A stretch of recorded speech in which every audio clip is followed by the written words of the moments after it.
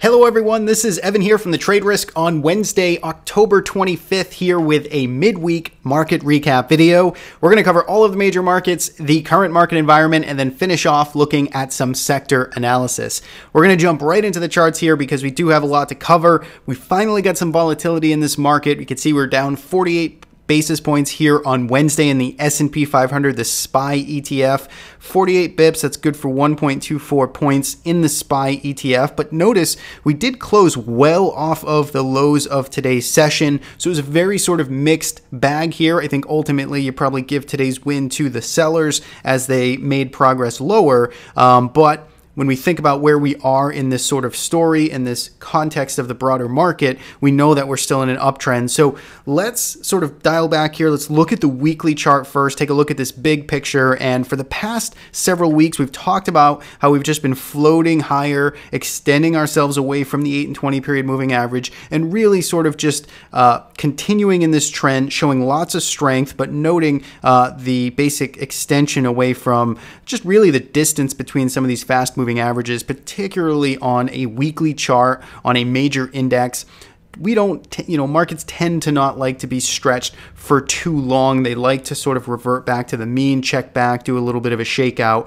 Notice here, though, the weekly chart very much intact here. The trend clearly stronger. So as we may sort of pick apart today's action as being bearish, we know that the bigger picture context is still very much in the bulls' favor. So notice the only other thing here is we did retest last week's lows. We actually undercut those lows, and that's where we found some support right around this 254.20-ish level. I think there was a gap there as well that we filled, and you can see we did bounce off of those lows. We're down 70 basis points here on the week as it stands right now in true week. So if we go back to the daily chart here, you can see we did undercut last Thursday's lows. That's where we put in this reversal bar. We undercut them today, reversed, closed higher, also tested the 20 period moving average on higher volume. So we are getting a little bit of life back in this market from a volume standpoint as well. We talked about October just being an absolute sort of crawl higher on no volume. That's starting to come back into shape. So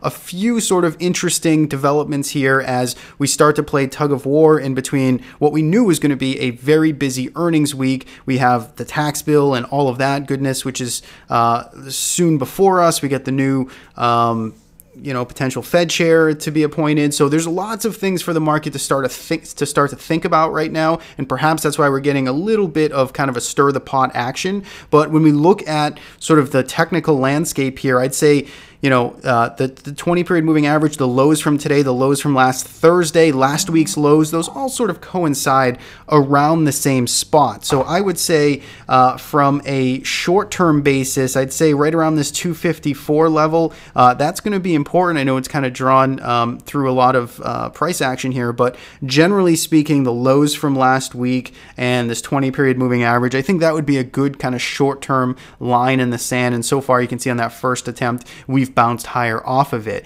If we start to break through there, I mean, there's not a whole lot to look at. You can put some varying moving averages on here. You can plot your 50 or 200, wherever you want to see those types of things come back in. But from a price structure basis, it's really all the way back down to 250. Not to say that we have to go there, but just saying if we lose 254, this general area where we sort of carved out some support over the past couple of weeks, minor at that, then I would say, we're kind of free to float and potentially pull back a little bit further. So that's sort of what I'm looking at here for the S&P 500. I'd say let's see how we close out the week. We have, again, still a lot of earnings ahead of us. Thursday and Friday are still very much packed, and then everything that's going on basically as I record this on Wednesday afternoon or after the market close. So a lot for the market to chew on. It'll be interesting to see how we close out the week. Again, first stage bounce, that's constructive. Let's see if we can get follow through higher, or if we come back down and retest this, see how that 254 area holds. So if we go to the IWM, you can see pretty much the same type of action today. We saw a good kind of intraday thrust lower, about 1% at the lows of the day. And we did see a meaningful sort of bounce back off of those lows and above last Thursday's reversal bar here right around 148.40, closing right at that level. Strong volume coming in as well. If we go to the weekly chart, you can see a little bit more of a definitive sort of consolidation here in the IWM, and I think that's perfectly healthy and reasonable given the fact that we had such a strong move from August into early September. So we have been cooling off for the past 3 weeks. We're letting these moving averages catch up, lighter volume. I think that all speaks to constructive action there on that long-term chart. And then on the daily, I think we have some pretty good kind of clear levels to use. I'd say 150 is kind of the definitive breakout level to leg ourselves higher there to regain momentum back in the Russell 2000. But if we do need to consolidate, which it looks like given just the way this kind of structure looks now,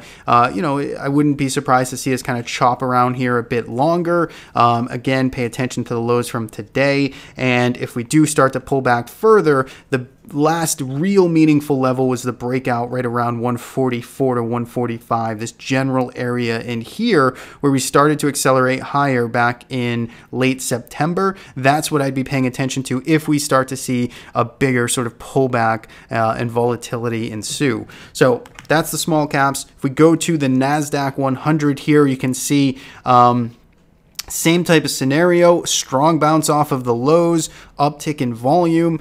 If we go to the weekly chart first here, notice we are really sort of flirting, almost closed below last week's lows, but we did recover it right into the close here to stay above last week's lows, right around 147 and a quarter, 147.30. So you can see we're closing right at that level. And if we go back down to the daily chart, we did retest a very significant area, 146.43, 45, 50, right in this ballpark here. These are the highs from September. And this was the breakout that we saw right on this day here back to start off October, which kind of sent us higher on this sort of dreary, very low volume grind higher. But we've come and retested this 146.50 area, and I still believe that's an important zone. I think if we were to fall and definitively close below there and make a couple of closes below there, that would not be a good short to intermediate term development for the bulls, just given the fact that we could now probably claim a false breakout here above this 146.50 level. And as we sort of noted here and have basically been preaching to the high volume sort of distribution days going all the way back to June, and really, not making a whole lot of progress over the past several months.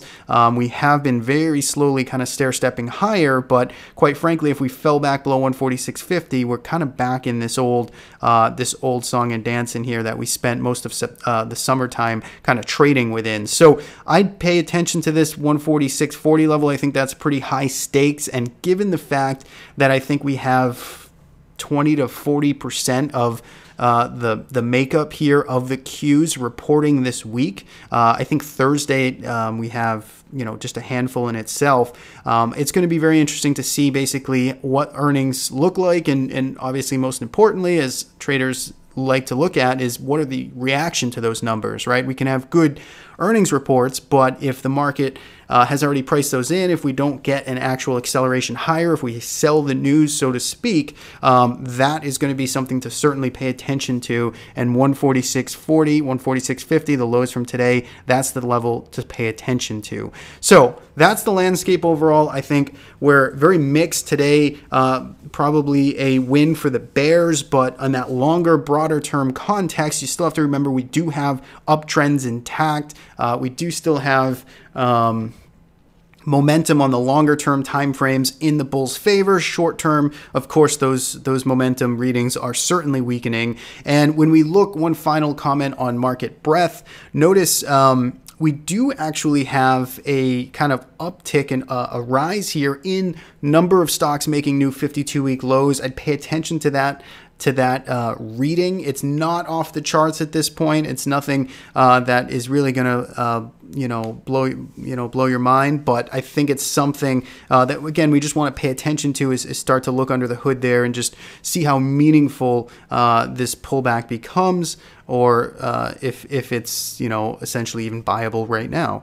So that's the market environment. Let's take a look at some other major markets. TLT, we'll go there, and actually this was the kind of final wrap up I wanted to say or make a comment of now, is we had kind of an unusual day, or at least a day where we saw bonds selling off fairly meaningfully. Long-term treasury here down 50 basis points, 0.5%. That's a pretty good move, along with stocks down on an average, over 0.5% as well. So you really had bonds selling off, you had stocks selling off, so not a whole lot of places to hide today. You kind of got hit even if you were in some of the more defensive areas of the market. So that is interesting. Strong volume, or slightly higher volume today on the TLT, and coming back into that very important 123 level that we've been flagging and paying attention to, going all the way back to really this old range here that started off 2017. So at a pretty meaningful high stakes level here for bonds. Let's see if we get more of a reaction, but for now I don't see, we did rally throughout the session. We opened up near the lows and rallied into the close, but I still think this is in a pretty vulnerable spot, but it is a support area, so it is something we want to sort of be paying attention to. So I think this is an inflection point. Short-term traders can probably be paying attention to it. Longer term, I think we just we need to sit tight and wait for some better, clearer signals there in TLT. If we go to gold next, again, you can see not really moving today as well, even though we did get those sell-offs across the board. Gold didn't get that flea, that safety sort of rotation. We actually just saw it kind of stall out and have a pretty uneventful day right at this 121 level. We are still above the lows here, the reversal day here from October the 6th to start the beginning of the month. I think that's important. I still think it's a win for the bulls if we can get this higher low put in, and if we can rally from here and not come back and completely retest or undercut this old low here from the 6th. And if we do want to see that hold right in there. I'd say that would be the best case for the bulls right now, but in the short term, you can see the 8 and 20 period moving average are bearishly aligned and heading low. That's not that constructive, so got to be careful there. In gold, silver, same exact thing. Not a lot of movement at all today, down a penny. The SLV ETF, so very much in place here, but still above the same October 6th reversal day lows. I think a higher low again is constructive. If not, pay attention to that 1550 level on a retest. So those are the metals. If we go to oil next, not a whole lot of movement here. A little bit on the sell side, 57 bips to the downside, but still holding above the 8 and 20 period moving average, still above $10.30. I still think right now it's messy. It hasn't seen a lot of expansion. It's done a lot of kind of back and forth trading, but I still think above 1030, above some of these fast moving averages. You got to give the benefit of the doubt to the bulls right now. I'd say the lows here from Friday the 20th would be, kind of that short-term line in the sand here for USO, the ETF at least. If we go to natural gas, you can see this gave up ground today, a little more meaningful than oil and some of the other commodities today, down nearly 2%. Very low volume, so not really on the amount of volume that we saw us rising here over the past few days, but back below this 650 level and still just looks like an absolute headache here. So basically is on my do not touch, just waiting to see what comes out of natural gas. I've been, just paying attention to the lows here that we made for the year back on the 9th, which could have been a potential double bottom here from August. It still could be, but we need to get some type of volume expansion and movement away from these levels if we're to actually consider it or classify it as such. So that's natural gas. I think that's everything there. Let's move on to some of the individual sectors. So if we go to kind of start from best to worst, or at least the top sectors here, financials are very resilient, down 60 basis points, so in line with the averages today, but on a relative basis, just look where this is from a, relative sort of context here based on trend. We're still just really hanging up near highs. It was a bearish engulfing day today, so maybe we need to cool off a bit more. Maybe we come back and settle in and retest this 26 area here in the XLF, but I think all things considered, looking at all the different sectors out there, you still have financials that are behaving very well. It's probably a place where you want to be paying attention to or allocating to if you're looking for long ideas.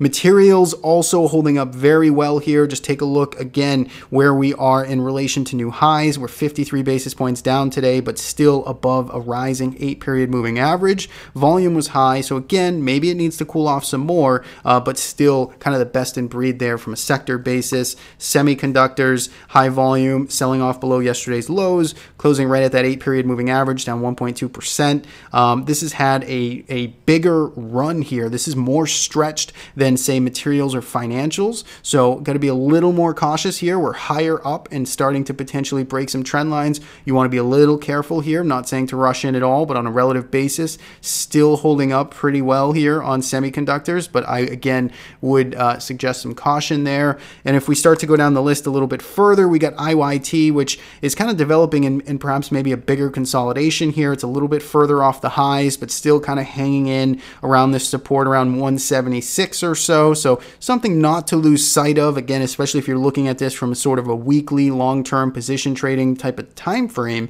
It is still holding up near the highs here when you look at those longer term charts. XLY, you could kind of put that in the same camp here, although it never did get this breakout above $92, but pay attention to see if it can consolidate in the upper sort of half of this range and then maybe makes a move into the end of the year. That's something to pay attention to. And then if we start to go down to the list to the laggards, I would say XBI, biotech, certainly nothing new, and it's had a good sell-off now. It's actually been pulling back for basically 4 weeks, 3 weeks.